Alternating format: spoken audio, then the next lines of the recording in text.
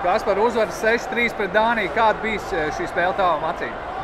Bija daudz pozitīvu un arī bija lietas, kur mēs drusciņi sākām panikot un to spēli pazaudējām. Pirmo periodu tiešām ļoti kvalitīvi izgājām un agresīvi, kontrolēti visu.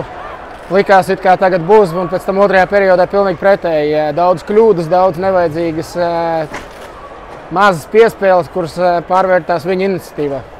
Pats arī izcēlēs hat-trick. Kā savu spēli raksturo un savas maiņas varbūt? Vienmēr patīkam, protams, hat-tricks tas tāds bonus, bet tiešām prieks par maiņu. Mēs bija daudz pozitīvas lietas, strādājām pie laba vairākuma, arī centāmies tās izspēles kaut kādas jau atrast to ķīmiju un bija daudzveidība, kas arī ir labi un prieks par uzvaru, protams. Šī bija pēdējā spēle, sagatavošanās spēle pirms pasaules čempionāta. Kā var raksturot sagatavošanās posmu un cik ļoti šī spēle mums iedos arī čempionātā, kādas emocijas pozitīvas? Vienmēr ir patīkami sākt iegūt to pārliecību pirms starta un mēs zinām, ka priekšā būs smags, grūts darbs, ir sevišķi pirmās spēles.